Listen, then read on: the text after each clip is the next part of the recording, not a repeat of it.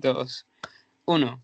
Nada, sean bienvenidos a este segundo taller sobre el proceso o la fase antes del debate, antes del torneo, que trata sobre lo que es la preparación, la organización y el análisis que tenemos que ejecutar con las mociones preparadas y de igual manera durante el torneo con las mociones impromptu.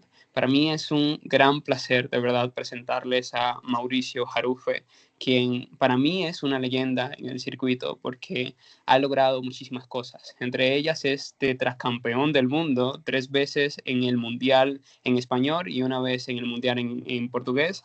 De igual manera, ha juzgado mundiales como la final del World School en 2025, precisamente en este año, y un sinnúmero de campeonatos y subcampeonatos que demuestran que su trayectoria es muy significativa para explicarnos sobre estos aspectos como cuáles estrategias podemos llevar a cabo y demás. Así que nada, Mauricio, de verdad para nosotros, el circuito dominicano, es un inmenso placer poder recibirte y nada, siéntete en casa.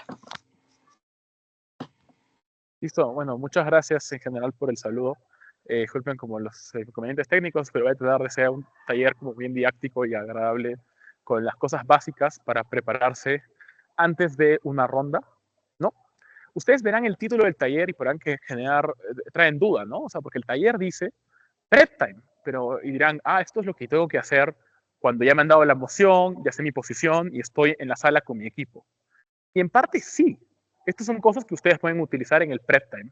Pero el motivo por el que decidí hablar de esto hoy día es porque yo creo que una vez que entendemos cómo hay que abordar la mayoría de emociones y lo practicamos antes de estar en un debate, por ejemplo, cuando armamos las mociones preparadas, cuando estamos en una práctica, etcétera, es ahí entonces cuando tenemos una mejor capacidad de que durante el tiempo de preparación, pero luego durante el propio debate, lo abordemos de la mejor manera posible.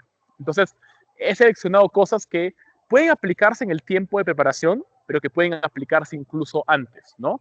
Y parte un poco de concebir bien qué es lo que pide una moción y un tema de debate de mí, qué debo tener muy en cuenta cuando yo empiece a investigar, por ejemplo, o armar una moción preparada, pero también qué habilidades debo perfeccionar un poco en mis debates de práctica o lo que sea para prepararme para un torneo. Eso es lo que vamos a ver de forma muy sucinta. Hay algunas cositas que no están tan adaptadas a World Schools. Voy a hablar solamente de lo que importa para World Schools y sobre todo para el formato que tenemos, ¿no? Me parece que está genial que ahora estén transicionando ustedes a World Schools a nivel escolar. Es un formato que yo adoro mucho, sobre todo le he aprendido a querer mucho últimamente. Así que nada, espero que sea de su agrado. Podemos ir con la siguiente slide. Entonces, a ver. Ya. Obviamente aquí me refiero al gobierno como proposición, ¿no? Y a oposición como oposición. Yo quiero que aquí se den cuenta de algo y esto es uno de los grandes trucos que yo les puedo recomendar cuando aborden una gran cantidad de emociones. La gran mayoría de emociones, sobre todo a nivel escolar, y sobre todo todas las emociones que son políticas, ¿no? Que están fraseadas como una acción, esta Cámara haría, esta Cámara considera que los países deberían hacer, ¿no? Cualquier emoción que tenga que ver con una acción, finalmente es un debate sobre un problema y una solución. Yo creo que a veces en debate nos complicamos mucho la vida, pero la mayoría de debates en el mundo son sobre cómo solucionamos un problema.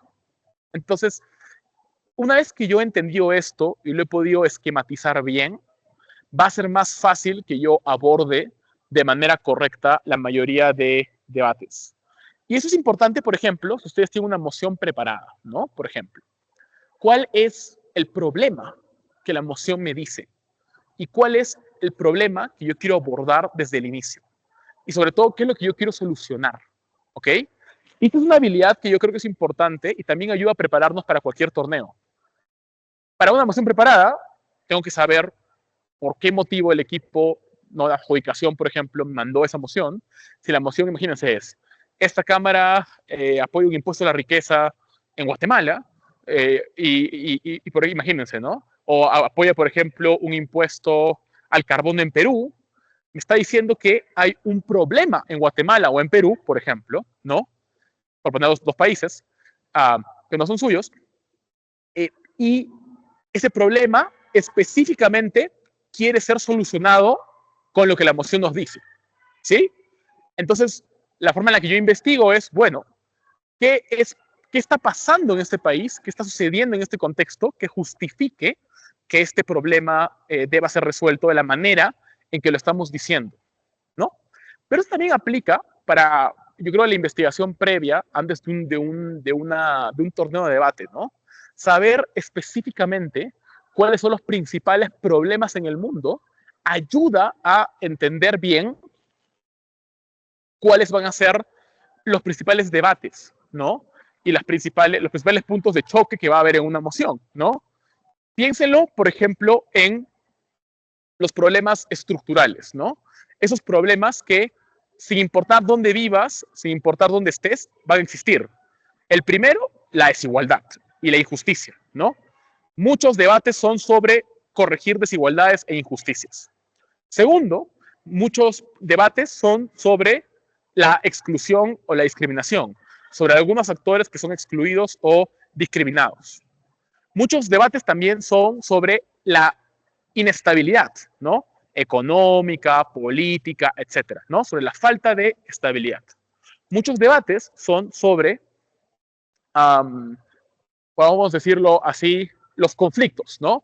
Conflicto entre empresas, entre estados, entre potencias, entre grupos guerrilleros, etcétera, ¿no?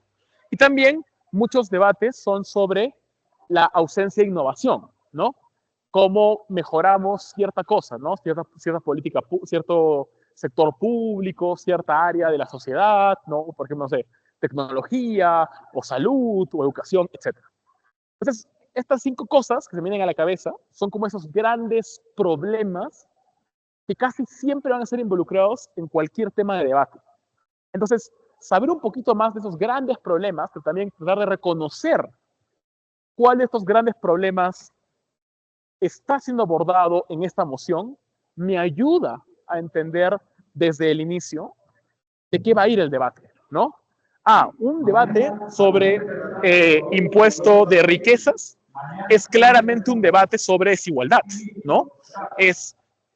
El impuesto a la riqueza suele usarse para redistribuir ese dinero a la gente más vulnerable, pero también suele utilizarse como una forma de garantizar que ciertos actores no acaparen demasiado los recursos, ¿no? Entonces, claramente es un debate sobre desigualdad, ¿no?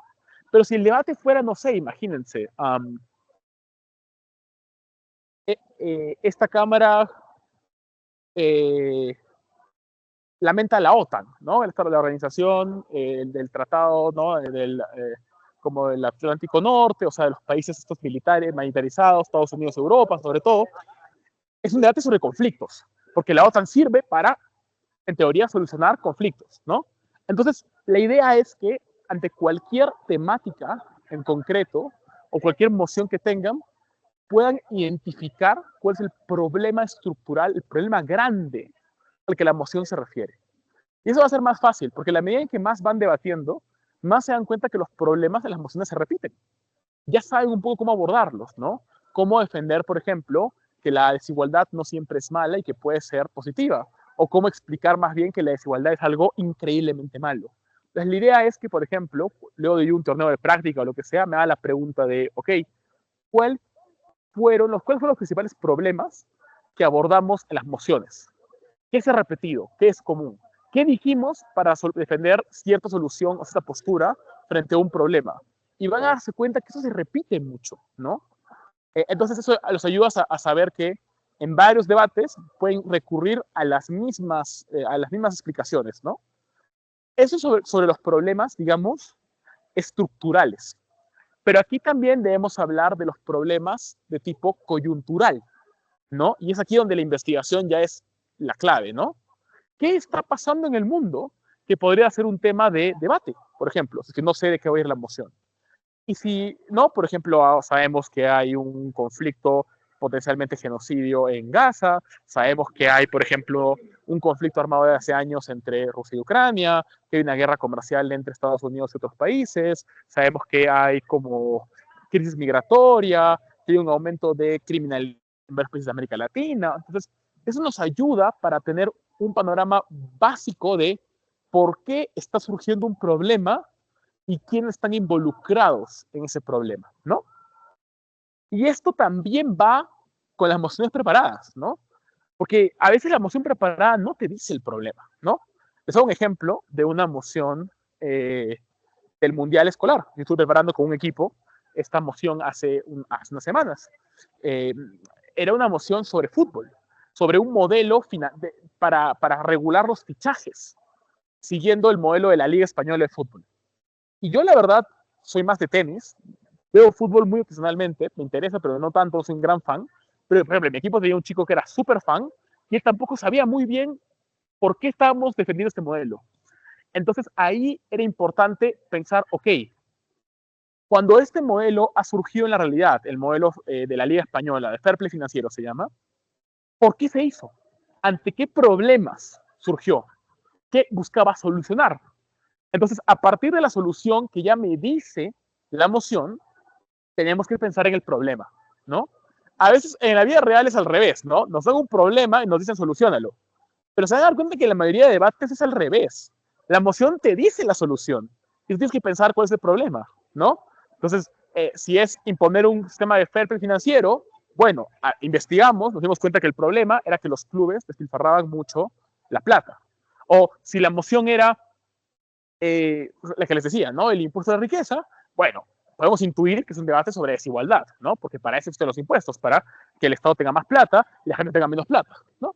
Entonces, esto es lo más importante que hay que asegurar cuando estamos armando, preparándonos para un torneo, y es la identificación correcta del problema. Una vez más, los problemas estructurales, esos que siempre se repiten en la mayoría de las mociones, pero a la vez los problemas como, digamos, coyunturales, que uno aprende mediante la investigación y mediante las mociones preparadas. Entonces, una vez que yo he identificado el problema de una moción, lo importante es, bueno, cómo la moción va a resolver el problema y por qué es la mejor manera de resolverlo. Es algo muy importante. Cuando te piden defender una política, una acción, no basta con que digas que esta acción es buena. Tienes que explicar por qué es la mejor alternativa posible. Piénselo en una elección presidencial. Ustedes ven la elección presidencial en su país o en cualquier otro país, va y ven un debate. Un candidato a la presidencia no se para y dice, soy bueno, pero otros también son buenos. No, un candidato tiene que convencerte que es el mejor. O sea, Abinader, en su debate, en cualquier debate presidencial, asumo, explicó por qué era una mejor opción que otros candidatos. Y la mayoría de gente del país lo piensa así. Y el motivo es obvio. Si es que yo tengo una potencial solución, pero no parece ser la mejor solución, entonces no es tan relevante lo que digo. Es relevante, sí, pero no es lo más relevante. Y tú quieres que tus argumentos sean los más relevantes, ¿no? Entonces, en ese caso, lo que tengo que hacer es pensar qué tiene mi solución que otras soluciones no tienen y por qué es necesaria mi solución, ¿ok? Y esto es algo que cuando uno empieza a prepararse para los debates, es un buen truco. Si alguien quiere mejorar mucho en debate, yo les recomiendo esta habilidad. Y es, ya sabemos cuáles son los problemas más estructurales, más comunes en el mundo. Ya lo hemos hablado, ¿no? Desigualdad, conflictos, esta suerte de exclusión, falta de desarrollo, inestabilidad. Y se van a dar cuenta que casi siempre hay 2 o 3 soluciones clásicas, ¿no? Por ejemplo, para la desigualdad, generalmente hay 2 grandes soluciones, ¿no? Lo que hace el Estado y lo que hace el privado, ¿no? Y obviamente, dependiendo de qué defiendes, vas a explicar una cosa u otra. Pero muchos debates sobre desigualdad son sobre eso, ¿no? ¿Es el Estado un mejor actor para evitar la desigualdad que el privado? ¿Sí o no? ¿Qué tanto debe intervenir el Estado para evitar la desigualdad? Es el tipo de preguntas que nos tenemos que hacer, ¿no? Entonces, yo creo que esto es importante porque una manera en la que yo puedo prepararme para un torneo es que yo empiece a ver cuáles son esos problemas clásicos, que sé que la mayoría de debates, y cuáles suelen ser las alternativas clásicas, ¿no? Más o menos Estado, desarrollo a largo o a corto plazo, ¿no? Como asumir riesgos en el corto plazo, pero o preferir el largo plazo. Intervención fuerte, por ejemplo, con una invasión militar o la mano dura contra los criminales, o una intervención más moderada, ¿no? Casi siempre estos problemas y esas soluciones se repiten. Entonces, una vez que yo he hecho esto, ya puedo pensar, ajá, esta es la solución que me toca defender. ¿Por qué es la mejor y por qué es necesaria? Entonces, pónganse a pensar, si estamos otra vez en el debate de el cobro de impuestos, ¿por qué es necesario cobrar impuestos altos, ¿no? ¿Por qué no podemos hacer otras cosas, no?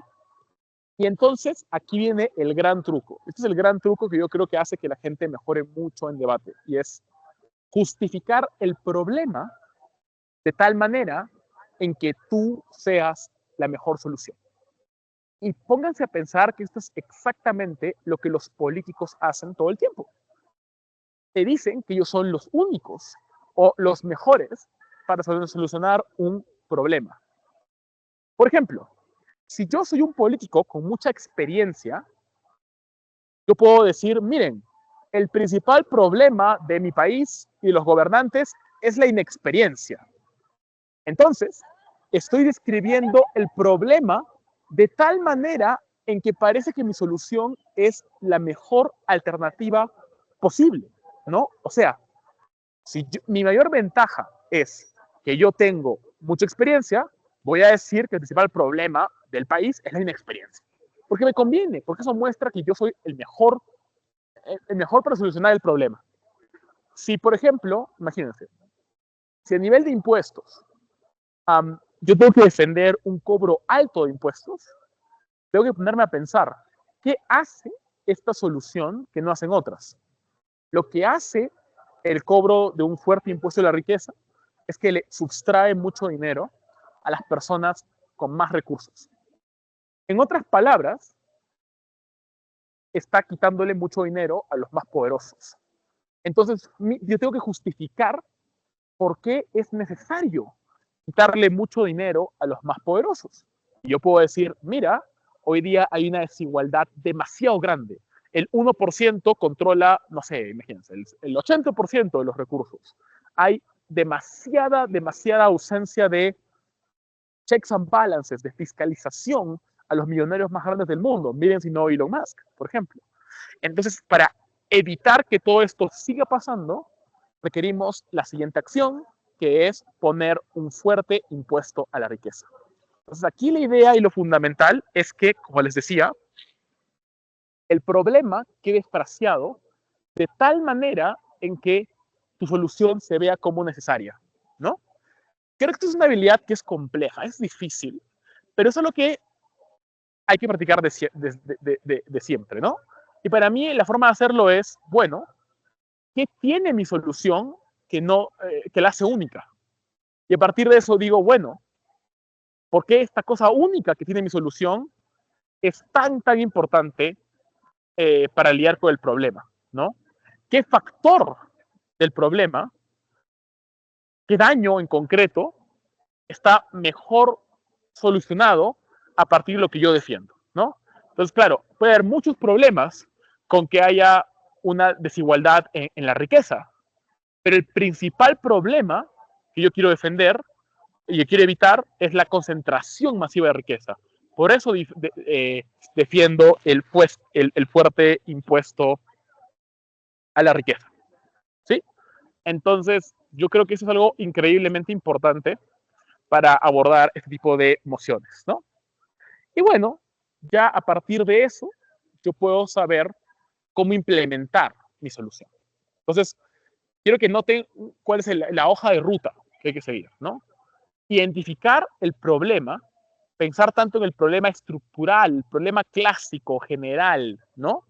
Y a la vez identificar el problema más coyuntural, ¿no? El problema más específico del debate, ¿no? A partir de eso, dar con mi solución y pensar qué es lo particularmente novedoso, diferente, exclusivo, relevante de mi solución que otras alternativas no tienen, ¿sí? Pero, en tercer lugar, luego de haber hecho este ejercicio, me pregunto cómo voy a implementar mi solución. ¿Sí? Porque de nada sirve que yo tenga con mucha claridad el problema y la solución si yo no tengo clara la implementación de esa solución, de esa alternativa. ¿Sí? Esto es muy importante. ¿Por qué? Porque si yo no garantizo que haya una solución, digamos, funcional, la oposición va a tener toda la ventaja dentro de la ronda. Un segundo.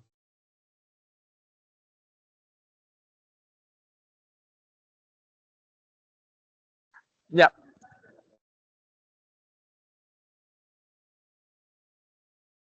Ya. Entonces, básicamente, esto es lo que se hace con el modelo, ¿no? Entonces, por eso está el punto final del modelo y es de qué manera, en concreto, yo me aseguro que mi forma de solucionar el problema es una buena forma, ¿no? Porque pónganse a pensar, ¿no? Imagínense que yo digo que voy a defender este impuesto a la riqueza, ¿no? Voy a defender este sistema basado en cobrarle mucho a los más ricos. Podría haber, hay muchas dudas. ¿Qué tan grande va a ser este impuesto? ¿A quiénes va a afectar este impuesto? ¿A dónde va a ir este dinero? Y una vez más, cuando tienen que abordar cualquier moción política o cualquier debate sobre soluciones a problemas, lo más importante es que piensen como en un candidato político. Ustedes son un candidato político defendiendo una solución, una acción. Imagínense que tienen que presentar, como cualquier candidato político, su plan de gobierno, ¿no? Claramente, mientras más detallado y preciso y estratégico sea su plan de gobierno, más probable es que la gente vote por ustedes, ¿no? Es algo muy como intuitivo. Por tanto, si es que tienes una solución que puede ser, digámoslo, retadora, ¿no? O que tiene muchas dudas en su implementación, lo más importante, lo que debes garantizar es explicar cómo la vas a dar, ¿no? ¿Qué es exactamente lo que vas a hacer para que esa solución se aplique, ¿no? Entonces, veámoslo con el ejemplo que les he dado de el impuesto a la riqueza, ¿no? Yo puedo, en primer lugar, elegir qué porcentaje de la población, quiénes van a recibir ese impuesto a la riqueza, ¿no? Entonces, por ejemplo, yo puedo decir, mira, esto lo va a hacer el 10% más rico, ¿no? O sea, el impuesto va a ser para el 10% más rico. Y de ese 10%, al 5% más rico, le vamos a cobrar el 50% de sus riquezas. Y al otro 50% le vamos a cobrar el 20%. Pero al otro 5% le vamos a cobrar el 20%. Entonces ahí estoy explicando a quiénes y de qué manera voy a aplicar este impuesto. Pero a la vez, yo tengo que explicar a dónde va a ir este dinero. Voy a decir, bueno, todos estos millones de dólares que vamos a cobrarle a los más ricos mediante impuestos van a ir luego destinados a la población más vulnerable. Van a ser tanto subsidios para la gente, digamos, más pobre que más sufre, como también van a ser para educación y para salud. Imagínense. Y así vamos a defender nuestra medida. Entonces, ahí hay mucha claridad de cómo se va a aplicar el modelo, ¿no? Y por tanto, por qué es una buena alternativa. ¿Sí? Entonces, eso solamente para aclarar el tema del modelo. Y una vez más, hacerse esas preguntas de qué manera voy a implementar esta solución, a quiénes lo voy a hacer, qué restricciones, qué condiciones puedo poner. ¿Y por qué todo esto puede estar en la parte de antes del debate, antes de la moción? Porque recuerden, si ustedes quieren prepararse bien y quieren averiguar más sobre los debates, pueden preguntarse, ok, ¿cuáles son los principales problemas en el mundo? ¿Cuáles son las principales soluciones o propuestas de solución ante esos problemas? Y finalmente, lo más importante, ¿cómo se han implementado esas soluciones en el mundo? ¿No? Clásico debate, por ejemplo, el problema de las drogas, ¿no? Hay un problema de drogadicción y de daños a la salud pública por el consumo de drogas, ¿sí? Hay varias potenciales soluciones o alternativas. Una de ellas, por ejemplo, es despenalizar el consumo de drogas, y es que el Estado provee lugares seguros para que la gente se drogue y no es un crimen. No es necesariamente legal, no es que la gente puede comprar como la droga en una esquina, pero al menos no es un crimen, ¿ok? Eso es como lo más importante, ¿sí? ¿Y cuál es un excelente ejemplo, o dos ejemplos muy claros, de países que han aplicado esto? Bueno, yo hablaba con un amigo que es de Alemania, en Frankfurt, en Alemania, este es el modelo que se ha aplicado, también en Lisboa, en Portugal se ha aplicado, entonces yo puedo averiguar más sobre ese tema. Y dado que esta es una moción, un tema que es muy común, ¿no? El tema de las drogas, por ejemplo, yo puedo averiguar cómo se aplicó, qué se decidió incluir y qué cosas no se incluyeron y por qué, ¿ok? Entonces son algunos tips de cómo afrontar los problemas y las soluciones. Vamos a ver esto ahora brevemente en el lado de oposición, porque igual mucho de esto igual aplica en el caso de la oposición, ¿no? Aquí es importante destacar lo siguiente, y es que muchas veces la oposición tiene que conceder y aceptar que hay un problema. Y es otro consejo importante para prepararse para la mayoría de debates. Los problemas de los que habla la mayoría de mociones en el mundo son problemas reales y son problemas más o menos serios, ¿sí? O sea, son problemas de verdad que afectan a las personas. Entonces, no es tan estratégico negar ese problema. O sea, no es tan fácil decir, no, es que en verdad la drogadicción no es un problema, o la criminalidad no es un problema, no. Entonces, esto es importante porque la estrategia de oposición nunca puede ser negar el problema, o casi nunca, la verdad. Entonces, la estrategia de oposición puede ser tres cosas, ¿no? La primera es minimizar el problema, es decir, ok, este problema existe, es real, algunas veces puede causar ciertos daños, pero en la gran mayoría de casos, este problema ya ha sido resuelto o existen suficientes formas de resolverlo. El problema no ha escalado, como decir, sí, hay pobreza en el mundo, pero la pobreza cada vez se reduce mucho más. Si comparamos los últimos 30 años, veremos que la pobreza se ha reducido a niveles increíblemente altos, ¿no? Entonces, hay formas en las que podemos minimizar mucho ciertos problemas para hacerlos ver como menos relevantes o menos urgentes. La segunda estrategia es aceptar que el problema existe y es grave, pero explicar que el problema puede aumentar, ¿no? En otras palabras, como dice el dicho, ¿no? El remedio es peor que la enfermedad, ¿no?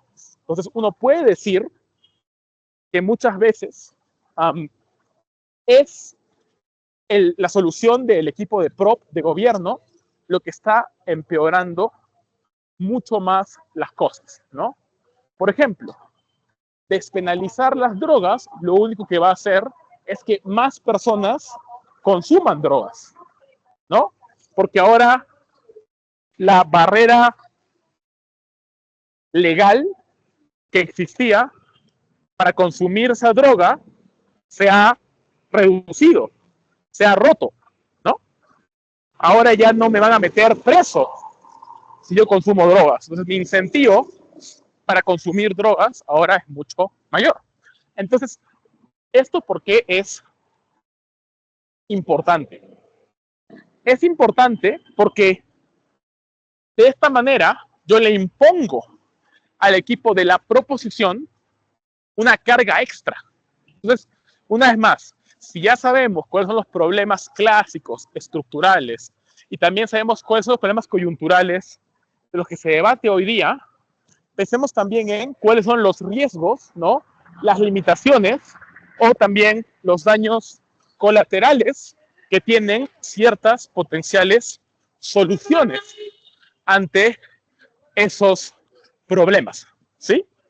Por ejemplo, una solución coyuntural como la despenalización trae un daño colateral que es muy grave, como hemos visto, que es un potencial aumento en el consumo de las drogas. Entonces, esta es una estrategia que es muy, muy importante de realizar y es poder pensar si el problema más bien empeora o surgen nuevos problemas a partir de lo que defiende el lado de proposición.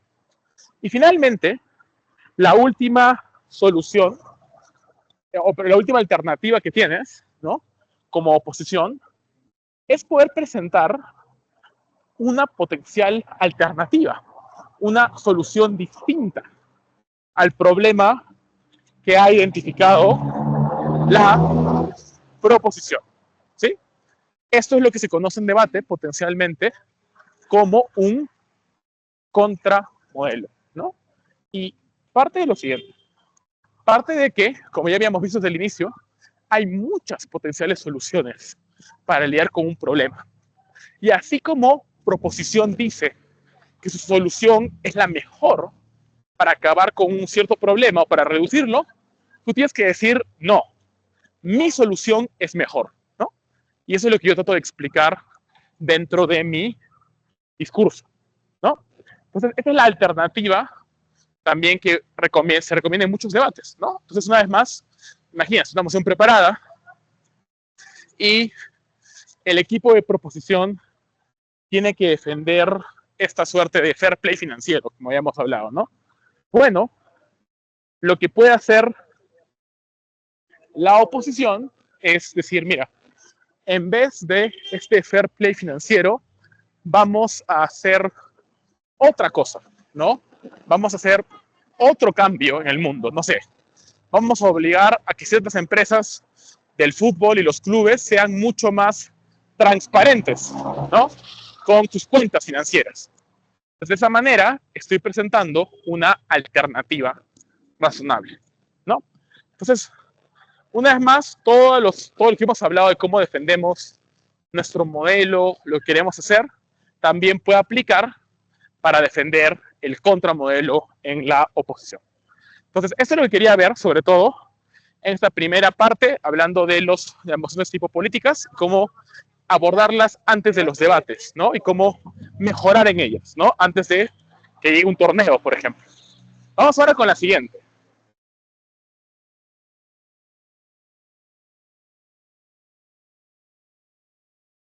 Cuando pueda.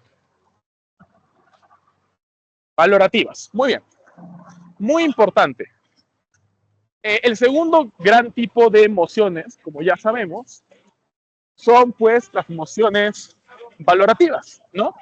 Que a diferencia de las emociones políticas, tienen una peculiaridad, y es que no se trata necesariamente de presentar una solución ante un problema, no. Estas emociones son sobre algo distinto. Son sobre la posibilidad de valorar un fenómeno en el mundo. hay algo en el mundo y tenemos que decir si es que ese fenómeno es positivo o es negativo. Básicamente de eso se trata una moción valorativa. ¿Ok? Entonces es importante porque la forma de acercarnos a esta moción es muy distinta a una moción política. Aquí no debo rastrear primero el problema, no. Lo que debo rastrear es el fenómeno del debate, ¿no? ¿Qué cosa estoy defendiendo, valorando, o a qué cosa me estoy oponiendo? ¿Qué cosa estoy rechazando dentro del debate? Esto es muy importante, ¿no? Y una vez más, su investigación les puede servir. Por ejemplo, ¿qué está pasando hoy día en el mundo? ¿Qué cambios hay en el mundo? Les pongo un par de ejemplos. Hoy día sabemos que hay un giro más hacia la derecha en algunos países del mundo, sobre todo, por ejemplo, en Estados Unidos, en Reino Unido, en Alemania, ¿no? Hay un giro hacia la derecha que ha sido más o menos fuerte. Pero también sabemos que ha habido también un auge de polarización en las redes sociales. Vimos en el auge de las redes sociales, ¿no? También sabemos que vivimos en el auge del sistema neoliberal, ¿no? Vivimos en un sistema basado en, por ejemplo, privatizar ciertas cosas, ¿no? De competencia, ¿no? Por ejemplo, también en el mundo romántico sabemos que es el auge de las apps de citas, ¿no? Que hoy día la mayoría de gente consigue pareja a partir de una aplicación de citas, por ejemplo, ¿no? O en el mundo del entretenimiento, sabemos que hoy día es el auge del streaming, ¿no? La gente ya no mira televisión o escucha radio como antes lo hacía. Hoy día la gente está mucho más metida en Spotify, Netflix, HBO Max, etc. Entonces, ¿por qué todo esto es importante? Porque todo esto sugiere que hay varios fenómenos en el mundo que no son necesariamente ni muy buenos ni muy malos. Esto depende de cada uno, ¿sí? El auge de las redes sociales tiene factores increíblemente buenos y el auge, pero también tiene factores increíblemente malos. Y es el deber de los equipos, en una moción valorativa, poder identificar cuál de estos es más importante, ¿ok? Pero para llegar a este primer paso, debo describir, caracterizar, comprender, detallar cómo se ve el fenómeno en la realidad. Esta cámara lamenta el auge de las apps de citas.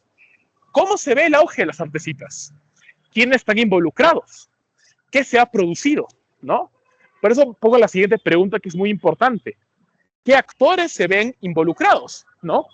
Bueno, obviamente las empresas de apps de citas están obviamente involucradas en este debate, pero también los usuarios.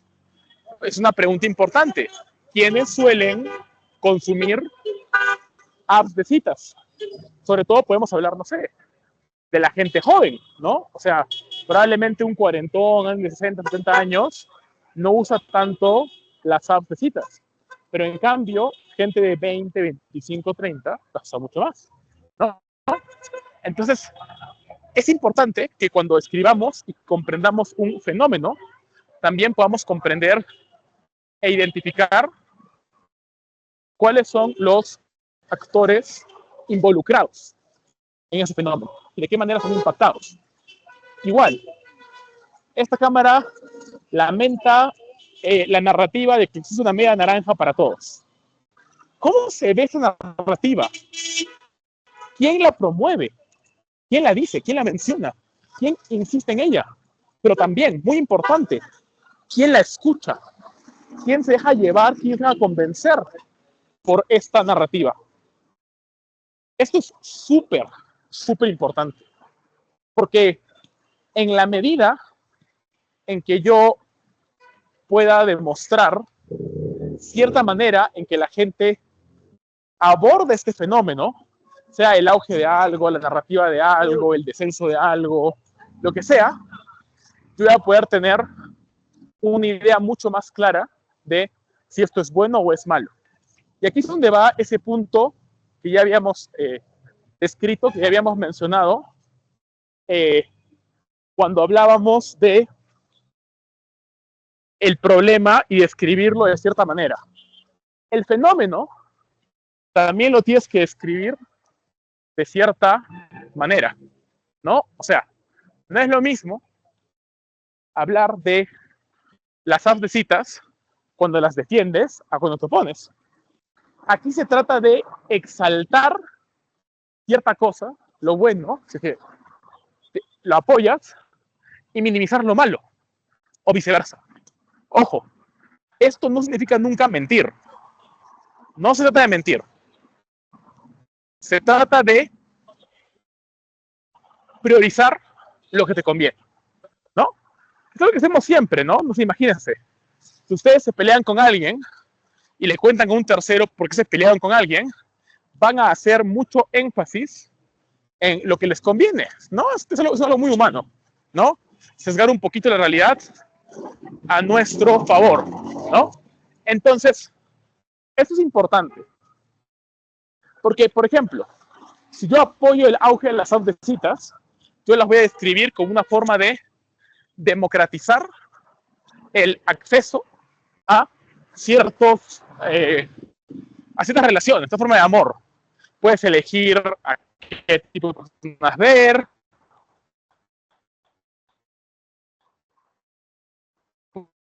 puedes elegir tus mejores fotos. Voy a describir cómo hacen empresas que alteran los algoritmos para que la gente no pueda encontrar una pareja rápido y por lo tanto se mantenga ahí y compre más esta app de citas, o como una aplicación cuyo resultado final es que se refuerzan los sesgos, ¿no? Se refuerza el estigma que existía antes, ¿no? Es un poco que dependiendo del lado que yo defiendo,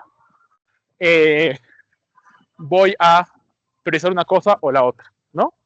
Y entonces, finalmente, un tip adicional para estas emociones valorativas es que generalmente involucran lo que se conoce como un contrafáctico o un mundo alternativo. Y esto es simplemente hacernos la siguiente pregunta. ¿Cómo sería el mundo sin cierta cosa? ¿No? Lamentamos el auge de las apps de citas. Ok, ¿cómo sería el mundo sin las apps de citas? ¿Qué se podría potenciar? ¿Qué se podría reducir? ¿No? ¿De qué manera? Es el tipo de preguntas que yo debería hacerme, por ejemplo, si no estoy con una moción preparada, o una vez más, si me dicen, de estos temas va a ser el torneo de debate, ok, ¿cómo sería el mundo sin cierto fenómeno que hoy día es importante? Imagínense, ¿cómo sería el mundo actualmente sin ChatGPT? Por ponerse una pregunta, ¿no? O sin tanta inteligencia artificial, ¿no? Es el tipo de preguntas que ustedes se pueden hacer para abordar de manera adecuada estos debates, ¿no? Pero también, y lo último, más allá de un contrafáctico, es los criterios. Recuerden que estas son emociones en las que valoramos las cosas. Por lo tanto, es bueno que pueda afinar el criterio. Yo valoro esto porque ayuda a más personas, ¿no? Es un criterio de cantidad de personas. Yo valoro esto porque a las personas que ayuda, las ayuda de una manera muy intensa. Es un beneficio cualitativo, de intensidad. O yo valoro esto porque ayuda a la gente más vulnerable. Ah, es un criterio de vulnerabilidad. No, yo valoro esto porque si no lo hacemos hay daños irreversibles. Ah, es un criterio de irreversibilidad.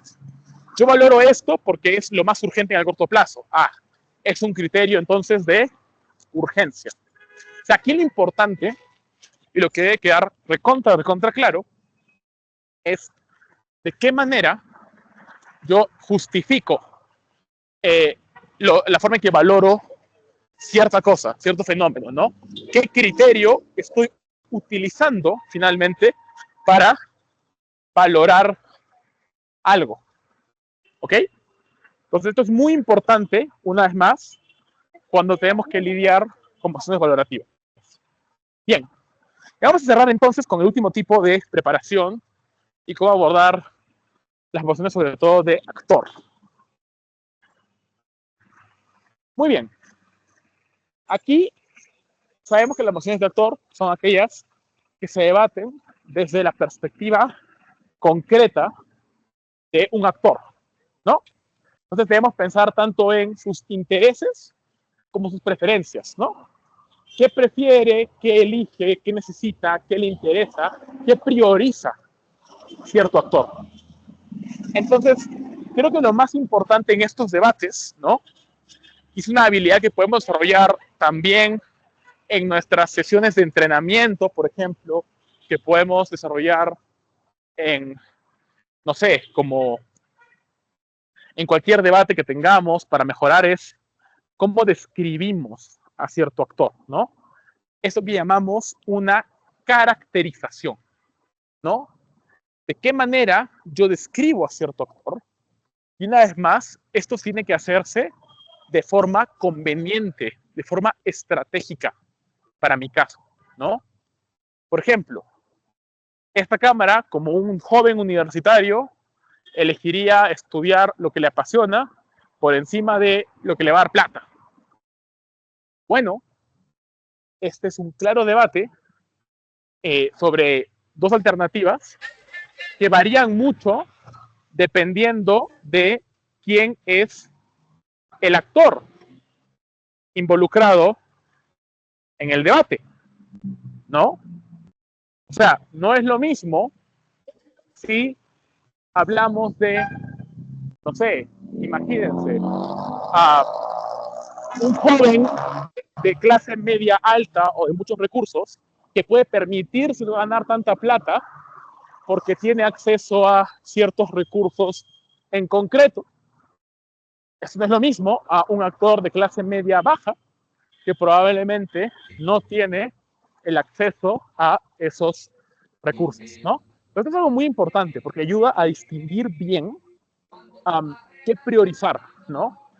¿Qué factor sobre un actor va a ser importante o no al momento de abordar la ronda? Entonces, ahí mi principal consejo es, bueno, identifiquen estos detalles, estas características sobre el actor y traten de explicar por qué son tan, pero tan como importantes, ¿no? Para el lado que ustedes defienden, ¿no? Entonces esa es la segunda parte, ¿no? O sea, cómo se relacionan con la moción, ¿no? ¿De qué manera? Y si es suficiente o no. ¿Okay? Eso también como muy, muy, muy importante, ¿no? Ahora, aquí también vale la pena que nos hagamos la siguiente pregunta, ¿no? Y es, ¿cómo priorizo los sesgos o, digamos, las preferencias de un actor? Porque una vez más, lo que un joven de 18 años elige hacer no es lo mismo a lo que probablemente elegiría esa misma persona a los 30 años o a los 40 años, ¿no? Algo probablemente va a cambiar en él. ¿Qué cosa es lo que determina su elección cuando es joven? ¿Qué lo motiva? ¿No? Esto es increíblemente importante, porque esto ayuda a clarificar de mejor manera qué priorizamos en el debate, ¿no? Entonces, esto es muy, muy importante, porque como ya habíamos hablado hace un rato, estos debates, en muchos casos, pueden volverse muy, muy, muy confusos y hasta sesgados, porque tenemos equipos que describen a un actor de manera muy exagerada, ¿no? De manera muy subjetiva. Como, este actor está súper sesgado y siempre va a actuar de esta manera, ¿no? Y yo creo que eso nunca es bueno, ¿no? Entonces, la habilidad que ustedes pueden practicar en sus rondas de práctica, en cualquier debate, lo que sea, es caracterización y descripción. ¿Cómo describo cierto actor o también cierto fenómeno de una manera en que suene tanto estratégico como creíble? Porque algo puede ser muy estratégico, decir, pero suena muy extremo, suena poco creíble, ¿no? O al revés, algo puede sonar muy creíble, pero no es estratégico, no es algo que nos permita ganar, ¿no? Entonces es muy importante que podamos encontrar un balance. Y esta misma idea va para las mociones valorativas. Tengo que escribir el fenómeno de una manera en que pueda sonar tanto creíble como estratégica. Y por supuesto, esto mismo aplica cuando describo los problemas. Entonces, para ir cerrando esta parte y pasar ya si hay algunas preguntas, tenemos que recordar que finalmente la mayoría de debates son debates sobre cierta acción, fenómeno o actor en concreto, y antes de pensar en argumentos, refutaciones, ponderaciones, y noten que no he hablado de nada de eso en el debate hasta ahora, en el taller hasta ahora, y no lo voy a hablar, antes hay que pensar en esa parte, digamos, preargumentativa, ¿no? En las refutaciones, más allá de refutaciones, los argumentos más allá de los argumentos, que son estas descripciones, caracterizaciones estratégicas. ¿Ok? Entonces eso es lo principal que quería mostrarles. Ahora voy a dar un par de minutos para que pongan otras preguntas en el chat y luego voy a empezar a responderlas. Voy a dar 2 minutos.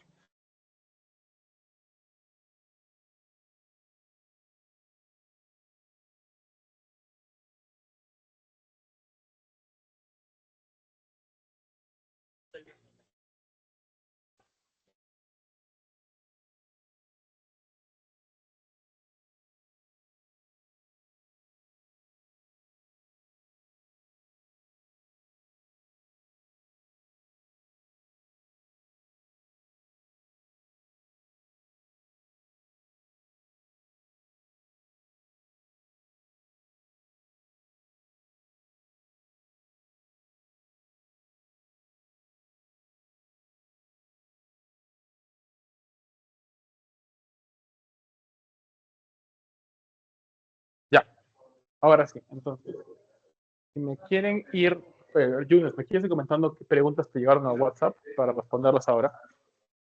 Sí, sí, sí. Preguntan, ¿cómo puedo mejorar mi eficiencia al momento de prepararme para las mociones? Ya, muy buena pregunta. Mira, te puedo recomendar lo que hicimos con mi equipo, por ejemplo, para prepararnos para el Mundial. Y es que tienes que establecer, o sea, depende. Si somos preparadas, tienes que establecer perdón, metas muy claras y hacer una buena distribución del trabajo. Porque yo creo que un gran error con las mociones preparadas es que son muy abrumadoras, ¿sí? O sea, como diantres, tengo que armar todo un caso que debe ser perfecto. Y yo creo que eso no le conviene a nadie. Y no creo que en la realidad sea lo que te sirva para ganar estas mociones. No. Lo que conviene es ponerte metas muy concretas. Por ejemplo, 2 personas pueden encargarse de investigar y determinar el problema de la moción. Y una vez que eso esté claro, cada una se encarga de investigar una posible solución, ¿no? Uno se encarga de investigar la solución que te da la moción y otra persona busca una solución alternativa, ¿no? Mientras tanto, incluso, si somos un equipo, por ejemplo, de 4 personas, otras 2 pueden hacer lo mismo con otra moción, ¿no? Por ejemplo, con la moción esta, eh, con la moción esta de fútbol que les mencionaba, ¿no? 2 personas de mi equipo se encargaban de investigar cuál es el problema actualmente en la UEFA y por qué esta solución era tan necesaria, pero luego tenían que encargarse de buscar, ok, ¿cuál es la alternativa? Si no usamos el modelo español, ¿cuál es el otro modelo que se usa? ¿Cuál es la diferencia? Entonces, una vez que esa primera etapa ya está, luego yo, por ejemplo, digo, ok, empecemos a armar argumentos.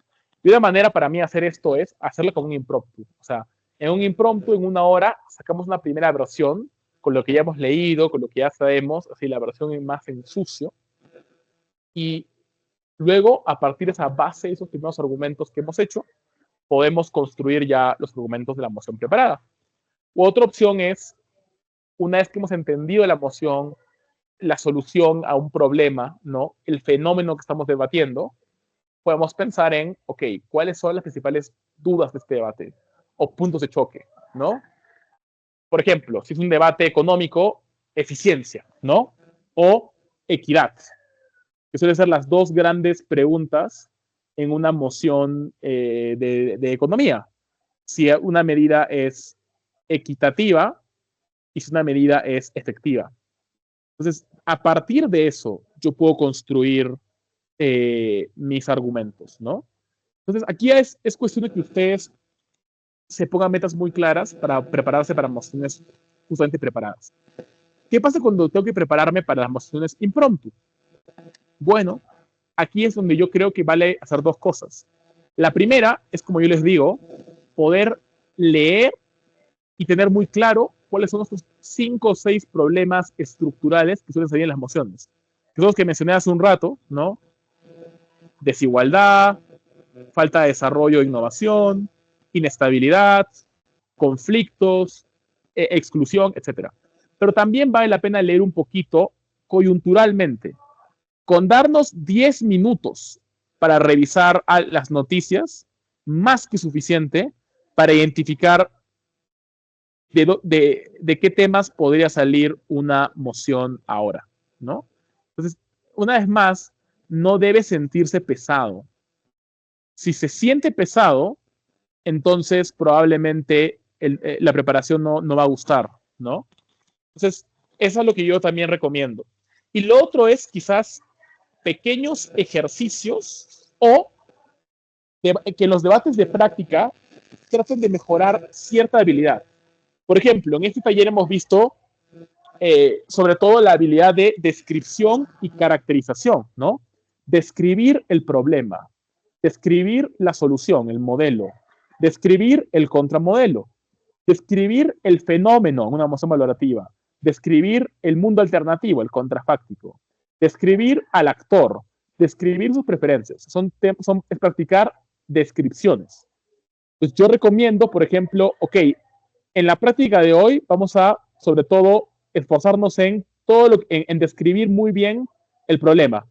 No importa tanto si nuestros argumentos son los mejores o los peores, no. Hoy día vamos a trabajar en descripción, ¿no? O, no sé, hoy día vamos a trabajar en describir el, el, la, el fenómeno, es una razón valorativa. Entonces, yo creo que ponerse pequeñas metas ayuda bastante para asegurarnos que todo lo que decimos está suficientemente bien justificado, ¿no? Y estamos entrenando bien. Entonces, sí, esa es lo que diría. A ver, ¿qué otras preguntas? Estas preguntas son muy buenas. Vale, yo tengo una duda y es respecto a estos escenarios en donde uno entiende que hay una posición dentro del debate que es muy ventajosa. Por ejemplo, la de oposición, pero tú eres Ya, proposición. ¿Qué uno puede hacer? ¿Qué claro. te recomienda para que al momento en el que tú tengas que entrar en el debate, tú puedas como contener el daño, ¿no? Que te puede causar Ok, dentro de eso. muy buena pregunta. Y yo creo que, mira, la experiencia me dice que esto es, en la gran mayoría de casos, esta es una visión que es muy sesgada y que parte por otras cosas que no tienen que ver con la emoción. Puede partir de tu sesgo sobre el tema, puede partir de que tengas un conocimiento limitado sobre el tema, o puede partir de que tengas, pongámoslo así, como mucha ansiedad y estés nervioso cuando tienes que ver sobre el tema.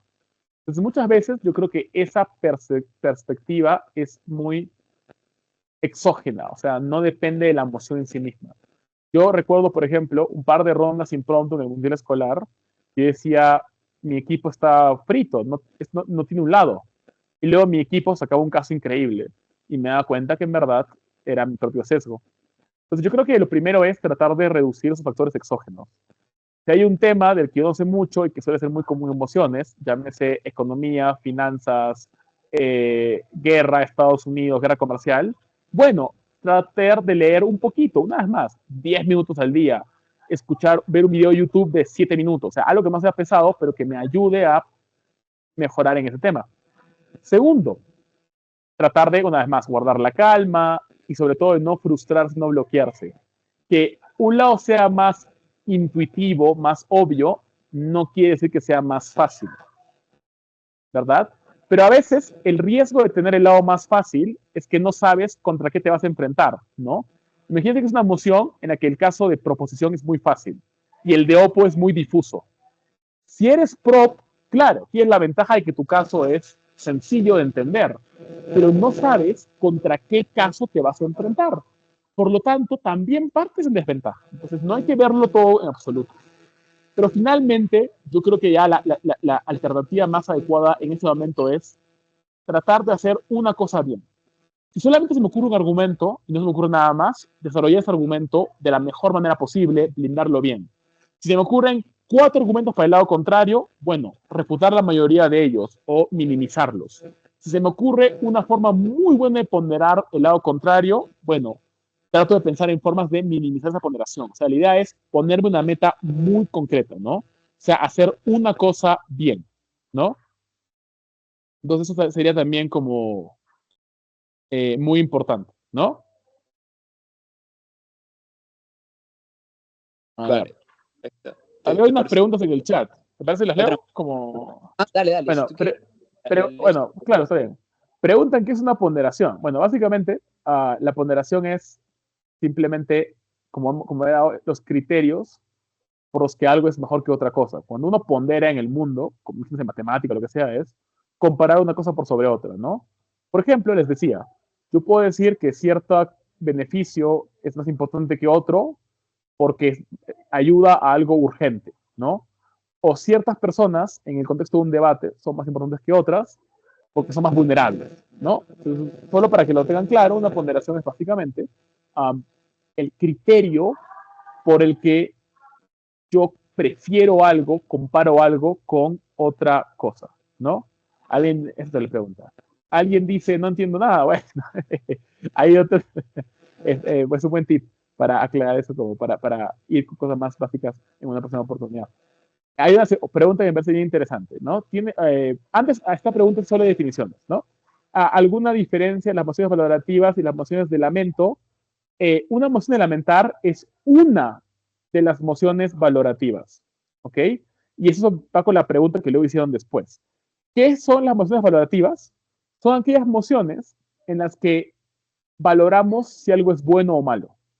Si la moción dice, esta Cámara apoya, esta Cámara lamenta, esta Cámara se opone, esta Cámara prefiere, ¿no?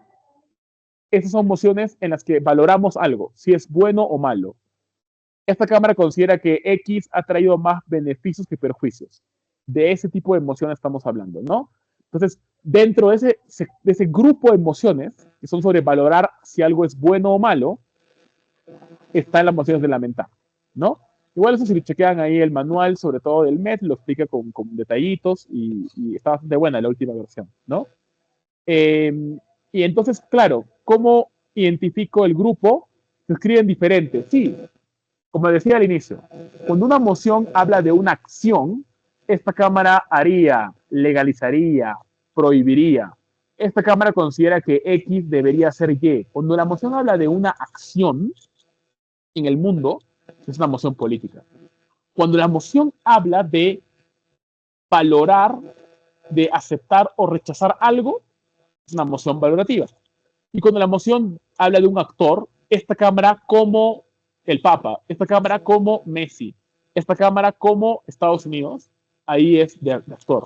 Entonces, sí, literalmente la manera más sencilla es solamente verlo por un verbo, ¿no? Entonces, y claro, ¿cómo prepararnos para mociones impromptu? Es justamente lo que es una muy buena pregunta, ¿no? O sea, básicamente yo creo que la mejor manera de prepararse para una moción, digamos, impromptu, en la que no sé nada, es hacer nuestras preguntas básicas que yo les he dicho, ¿no? Primero es identificar el tipo de emoción, ¿no? Si me hago una emoción, yo digo, ok, esta emoción está hablando de una acción en concreto, de hacer algo. ¿Sí o no? Si la moción es sobre hacer algo, ok, sabemos que es una moción política. Entonces, si es una moción política, lo que tenemos que hacer, primero que nada, es encontrar el problema, ¿no? Y una vez que encontramos el problema, podemos evidenciar cuál podría ser la mejor o la peor solución, ¿no? Y ahí aplica todo lo que hemos visto, ¿no? Otro ejemplo. Vemos la moción y dice, esta Cámara apoya, se opone, prefiere, lamenta, espera. Ah, esta no es una moción política, no es una moción de una acción, es una moción sobre algo que ya pasa y tenemos que valorarlo. Entonces es una moción valorativa. Entonces, si sabemos que es una moción valorativa, lo que tenemos que hacer entonces es identificar de manera adecuada cuál es ese fenómeno, cuál es esa cosa que estamos valorando, que estamos apoyando u oponiendo, cómo se ve, a quiénes afecta, de qué manera, quiénes están involucrados, etcétera. ¿Sí? Y finalmente, si la moción dice esta Cámara como X, que sabemos que es una moción de actor, bueno, ¿de qué actor estamos hablando? ¿Cuáles son sus preferencias? ¿Cuáles son sus capacidades, sus motivaciones? ¿Qué determina este actor? ¿Qué le gusta a este actor? ¿De qué manera? ¿Sí? Entonces, eso también es muy importante, ¿no? Para asegurarse que estén cumpliendo con lo básico. Entonces, esto ayuda, porque a veces yo puedo no saber mucho de la emoción, puedo no saber mucho del contexto del debate, ¿no? Puedo no saber, no tener muy en cuenta toda la información hiper específica, pero sí puedo tener estas ideas como básicas, ¿no? Y ahí preguntan si hay que improvisar. Y en parte sí, justo, ¿no? Por eso esas herramientas que les he dispuesto hoy día, a partir del tipo de emoción, me parece que es la manera más sencilla o estructurada de poder improvisar, ¿no? Porque si no, lo que suele pasar es que mi tiempo de preparación se vuelve muy caótico. No sé de qué va el debate, no sé del tema, me confundo, me frustro, etcétera. Entonces yo creo que sobre todo cuando somos más nuevos en las mociones impromptu, y sabemos que en el formato World School son mociones de, esas requieren una hora de preparación, ese es un tiempo bastante amplio, bastante razonable, para que yo pueda identificar todas esas cositas de las que estamos hablando, ¿no? O sea, el problema, la solución, si hay otra solución. El fenómeno, cómo se ve, qué criterios usamos para valorar ese fenómeno y decir que es bueno o es malo. El actor, sus preferencias, sus incentivos. Entonces, esa es mi forma, mi recomendación de abordar estas mociones. Y lo chévere, y eso es lo último que les quiero decir, es que en el formato World Schools, ustedes tienen una chance de poder dividirse esto en el equipo, ¿no? Son 4, son 5 preparando, o 3 mínimo. Entonces, uno puede encargarse de describir una cosa, una parte del problema, otro la solución. Uno puede dar de pensar en los actores involucrados, etcétera. Entonces, lo chévere es que hay más de una cabeza pensando, entonces es más fácil llegar a estos puntos, aun si al inicio la moción es un poco retadora, ¿no? Pues eso también para que les ayude. Bueno, eso es entonces lo que les quería mostrar el día de hoy. Les agradezco mucho por quedarse, por la cantidad de personas que tengo aquí. Siempre me sorprende la cantidad de gente que viene a este tipo de eventos y sobre todo también por pues, las preguntas. Y nada, para lo que gusten, siempre estoy a su disposición, siempre feliz de llegar al circuito dominicano. Mucha suerte y nada. Si tienen una ronda o un torneo pronto, pásenla muy bien y disfruten mucho del torneo World Schools. De verdad, muchísimas gracias, Mauricio, y a todos de verdad que se suman a este taller. Y nada, es un placer volverte a tener aquí en el plan de capacitación del TRD, que justamente el año pasado nos estuviste acompañando con el taller de refutación. Bueno, siempre agradezco el apoyo constante al circuito. Chicos, miren, ya le vamos a enviar justamente el formulario de asistencia para que precisamente verifiquen, recuerden tomar una captura de pantalla, que, bueno, tomaron presencia en este taller. Y nada, con eso cerramos las capacitaciones de esta semana y nos vemos entonces lo que sería el lunes 27, ¿vale? Así que pronto les estaremos compartiendo eso y nada, here, atentos a las informaciones que vamos a enviar por las comunidades, son importantísimas precisamente para mantener la coordinación, tanto uno del tema de la asistencia como dos del tema de la retroalimentación del taller como tal. ¿Vale? Así que nada, gracias a todos. Nos vemos.